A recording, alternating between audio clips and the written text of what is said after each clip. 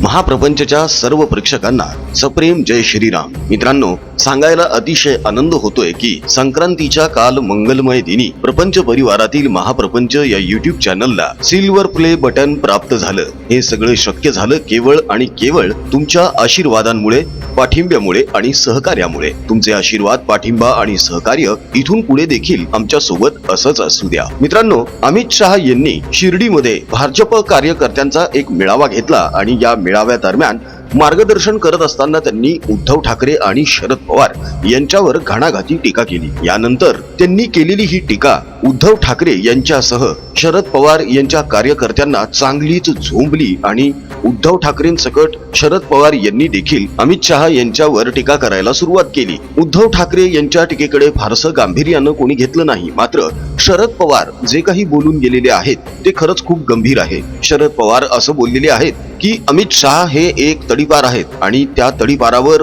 बोलण्या इतकी त्यांची लायकी नाहीये। मात्र खरंच हे प्रकरण काय आहे आणि अमित शहा हे खरंच तडीपार आहेत का, ते खरंच गुंड आहेत का आणि गुंडगिरी खालीच त्यांना तडीपार करण्यात आलेलं होतं का, हे आजच्या व्हिडिओमध्ये आपण जाणून घेऊया। म्हणजे शरद पवार यांच्या या टीकेला खरंच काही अर्थ आणि तथ्य आहे का, हे सुद्धा आपल्या लक्षात येईल। यासोबतच शरद पवार यांच्यावर देखील आजपर्यंत असे गंभीर आरोप झालेले आहेत। त्यातलाच एक गंभीर आरोप शरद पवार यांच्यावर नेमका काय झालेला आहे हे सुद्धा आजच्या व्हिडिओ मधून तुम्हाला नक्कीच जाणवेल। मित्रांनो, तेव्हा आजचा हा व्हिडिओ अजिबात स्किप करू नका, आजचा हा व्हिडिओ पूर्ण बघा। मात्र मूळ मुद्द्याला, मूळ विषयाला सुरुवात करण्या अगोदर आपल्या नेहमीच्या प्रथेप्रमाणे आपण प्रभू श्री रामांच्या मूळ पवित्र राम भजनाची ही छोटीशी क्लिप आवर्जून बघून घेऊया। रघुपति राघव राजा राम, पतित पावन सीताराम, जानकी रमणा सीताराम, जय जय राघव सीताराम, जानकी रमणा सीताराम, जय जय राघव सीताराम, रघुपति राघव राजा राम, पतित पावन सीताराम। लोकसभा निवडणुकीच्या निकालानंतर शरद पवार आणि उद्धव ठाकरे यांचा कॉन्फिडन्स हा 7व्या आसमानात होता। मात्र विधानसभा निवडणुकीनंतर यांचा आत्मविश्वासच काय, तर यांचं सर्व काहीच धुळीला मिळालं। यावरच भाष्य करत असताना अमित शहा यांनी टीका केली की महायुतीने महाविकास आघाडीला 20 फूट खड्ड्यात गाडलेलं आहे आणि आता इथून पुढे प्रत्येक निवडणुकीमध्ये यांची अशीच अवस्था होणार आहे। अजून 5 वर्षांनंतर तर ही दोन नावं महाराष्ट्राच्या राजकीय पटलावर दिसतील की नाही अशी शंका आहे। शरद पवार यांना अमित शहा यांनी केलेली ही टीका अत्यंत झोंबली आणि मग त्यानंतर शरद पवार यांच्याकडून सुद्धा साहजिकपणे जशी प्रतिक्रिया येणं अपेक्षित होतं, नेमकी तशीच प्रतिक्रिया शरद पवार यांनी दिली। शरद पवार यांनी अमित शहा यांचा उल्लेख तडीपार असा केला आणि एका तडीपारावर बोलण्या इतकी त्याची लायकी नाहीये, त्यामुळे मी या विषयावर जास्त बोलणार नाही असं म्हणत पुढे आणखी काही वेळ शरद पवार अमित शहा यांच्यावर टीका करतच राहिले। मात्र अमित शहा यांना जे तडीपार म्हटलं जातं, तर ही तडीपारी नेमकी काय आहे आणि कोणत्या गुन्ह्यामध्ये किंवा कोणत्या खटल्यामध्ये अमित शहा यांना गुजरातमधून तडीपार करण्यात आलेलं होतं, ते थोडंसं आजच्या व्हिडिओमध्ये आपण जाणून घेऊया। तर मूळ मुद्दा असा आहे मित्रांनो, अमित शहांचा उल्लेख तडीपार असा करण्यात साजूक तुपातले पुरोगामी आघाडीवर आहेत। त्यामध्ये शरद पवार आणि उद्धव ठाकरे यांच्यासह भोंगा राऊत सुद्धा आहेतच। पण आता नेमकं एक आपण जाणून घेतलं पाहिजे की अमित शहा नेमक्या कोणत्या गुन्ह्यासाठी तडीपार आहेत किंवा असा कोणता खटला चालू होता ज्यामुळे अमित शहा यांना गुजरातमधील काही प्रदेशातून तडीपार करण्यात आलेलं होतं आणि ही तडीपारी खरंच तडीपारी आहे का। मात्र असा प्रश्न आपण जर या तथाकथित पुरोगाम्यांना विचारला तर या प्रश्नावर यांच्याकडे अजिबातच उत्तर नाहीये। त्याचं कारण असं आहे की कोणालाही इतिहास जाणून घेण्यामध्ये इंटरेस्टच नसतो, फक्त उचलली जीभ आणि लावली टाळ्याला आणि केले आरोप, अशी यांची नीती आहे। तर सोहराबुद्दीन नावाचा स्मगलर इस्लामी दहशतवादी गुजरात पोलिसांनी एन्काउंटर मध्ये मारला होता। पुरोगाम्यांना इस्लाम प्रेमाचा पुन्हा पाना फुटला आणि त्यांनी केस केली. या प्रकरणाच्या वेळी अमित शहा गुजरात राज्याचे गृहराज्यमंत्री होते. सोहराबुद्दीनच्या एन्काउंटरच्या खटल्यामध्ये त्यांना देखील आरोपी करण्यात आलं. इस्लामी दहशतवाद्याच्या एन्काउंटरसाठी एखाद्या गृहमंत्र्याला किंवा एखाद्या मंत्र्याला टार्गेट करण्याचं हे काही पहिलंच उदाहरण असेल. पुढे न्यायालयीन कामकाज चालू झालं. केसशी संबंधित उच्च पदस्थ लोक असतील तर त्यांचा प्रभाव केसवर पडू नये याची तजवीज न्यायालय नेहमीच करत असते. आपला प्रभाव वापरून न्यायालयीन कामकाजामध्ये किंवा चौकशीमध्ये या उच्च पदस्थ नेत्यांनी अडथळा आणू नये याची दक्षता न्यायालय नेहमीच घेत असते आणि त्यासाठीच अमित शहांना कोर्टाच्या आदेशाने न्यायालयीन क्षेत्राबाहेर जावे लागले. ही एक रुटीन प्रोसेस आहे, तडीपारी अजिबातच नाही. यालाच पुरोगामी आणि भारतीय जनता पक्षाचे विरोधक तडीपारी म्हणतात आणि अमित शहा यांचा उल्लेख वारंवार तडीपार असा करतात. अमित शहा हे कोणत्याही चोरी किंवा पाकिटमारीच्या केसमध्ये तडीपार अजिबातच नाहीत. लांडी लबाडी पाकिटमारी हा तर पुरोगाम्यांनी पाळलेल्यांचा धंदा आहे. अमित शहा हे कोणत्याही हाणामारीच्या प्रकरणामध्ये सुद्धा तडीपार झालेले नाही.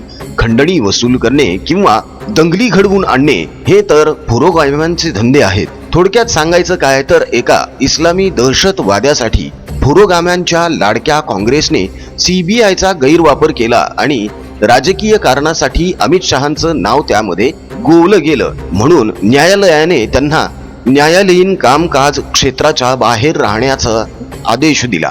त्यानुसार अमित शहा यांनी आपली नैतिक जबाबदारी लक्षात घेत न्यायालयीन क्षेत्राबाहेर जाण्याचा निर्णय घेतला. यालाच हे लोक तडीपार म्हणतात. पुढे जाऊन अमित शहा या केसमधून मुक्त देखील झाले. त्यांचं निर्दोषत्व सिद्ध झालं. यानंतर काँग्रेसने CBIचा या केसमध्ये अत्यंत घाणेरडा आणि गैरवापर केलेला आहे असे ताशेरे त्यावेळी न्यायालयाने ओढले होते. मात्र यावर हे पुरोगामी एक चकार शब्द देखील बोलत नाहीत. परंतु यापुढे कोणी जर अमित शहा यांना तडीपार बोलू लागला तर पुरोगामी आणि या पुतना मावशी इस्लाम प्रेमाचा पान्हा फुटलेल्या सगळ्यांना ही गोष्ट आवर्जून सांगा की न्यायालयीन कामकाजाच्या क्षेत्राबाहेर राहणं म्हणजे तडीपारी नसते. आता मुद्दा आहे गुन्हेगारीचा. तर अमित शहा यांच्यावर कुठलाही गुन्हेगारी खटला चालवला गेला नव्हता. खरं तर तो खटला गुजरात पोलीस आणि सोहराबुद्दीन एन्काउंटर असा होता. मात्र हे जे कोणी पुरोगामी आणि फेक्युलर अमित शहा यांच्यावर तडीपार असल्याचा आणि गुंड असल्याचा आरोप करतात त्यांनी एका प्रश्नाचं उत्तर द्यावं. शरद पवार दाऊदच्या गुंडांना घेऊन संरक्षण मंत्री असताना देशाच्या विमानातून घेऊन का फिरत होते? देशामध्ये आजपर्यंत अनेक ठिकाणी वेगवेगळे बॉम्बस्फोट झाले. मात्र अमित शहा यांनी शरद पवार यांच्याप्रमाणे कधीच 13वा बॉम्बस्फोट घडवून आणलेला नाही. जे कोणी अमित शहा यांच्यावर गुन्हेगार म्हणून ठपका ठेवतात त्यांनी एकदा अब्दुल करीम तेलगी याच्या नार्को टेस्टचा व्हिडिओ बघावा, ज्यामध्ये त्यांनी शरद पवार यांचं नाव धडधडीतपणे घेतलेलं होतं. अनेक दिवस ते प्रकरण खूप गाजत होतं. मात्र नंतर आपला राजकीय दबाव वापरत शरद पवार यांनी ते प्रकरण दडपून टाकलं. यालाच म्हणतात स्वतःच्या ढोंगणाखाली अंधार आणि दिवे लावायला जातोय मंदार. खरं तर अमित शहा यांचं नाव देशाच्या राजकारणामध्ये कधीपासून गाजायला लागलं तर त्यांनी उत्तर प्रदेशमध्ये जी भाजपची मोट बांधली आणि उत्तर प्रदेशमध्ये न भूतो न भविष्यती असं राजकीय वातावरण बदलून दाखवलं. यानंतर योगी आदित्यनाथ हे उत्तर प्रदेशचे गृहमंत्री झाले. पुढे अमित शहा यांनी मध्य प्रदेश, महाराष्ट्र, राजस्थान, गुजरात अशी अनेक राज्य भाजपला जिंकून दिली आणि देशाच्या राजकारणामध्ये आपला एक ठसा निर्माण केला. मात्र शरद पवार यांना कधीही स्वतःच्या राज्यामध्ये 100 पेक्षा अधिक आमदार स्वबळावर निवडून आणता आलेले नाहीयेत. यांना कधीही खासदारांची 2 आकडी संख्या देखील गाठता आलेली नाहीये. आणि हे शरद पवार असं म्हणतात की अमित शहा यांच्यावर मी बोलावं इतकी अमित शहा यांची लायकी अजिबातच नाहीये. खरं तर कोणाची लायकी काय आहे हे अनेकदा सिद्ध झालेलं आहे. अमित शहा यांच्याच रणनीतीमुळे माननीय पंतप्रधान नरेंद्र मोदी देशाचे 3ऱ्यांदा पंतप्रधान झालेले आहेत. मात्र महाराष्ट्राचे हे तथाकथित आधारवड अजूनही भावीच आहेत आणि आता त्यांचं स्वप्न आहे की त्यांच्याप्रमाणेच भावी असलेल्या त्यांच्या लेकीला महाराष्ट्र राज्याची पहिली महिला मुख्यमंत्री बनवणे.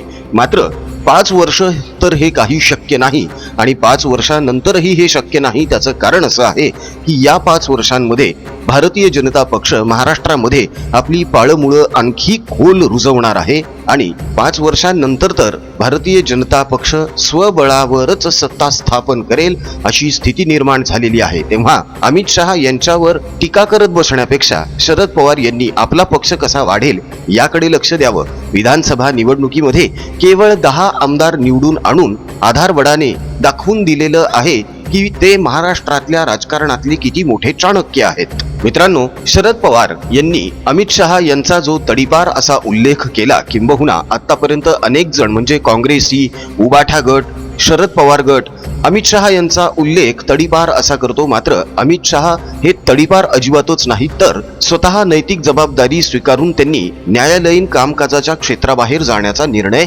घेतला होता. न्यायालयाच्या आदेशाचा सन्मान केला होता. न्यायालयाच्या आदेशाचा असा सन्मान काँग्रेसने किंवा शरद पवार गटाच्या कोणत्या नेत्याने केल्याचं तुम्हाला जर आठवत असेल तर कमेंटमध्ये आम्हाला नक्की कळवा.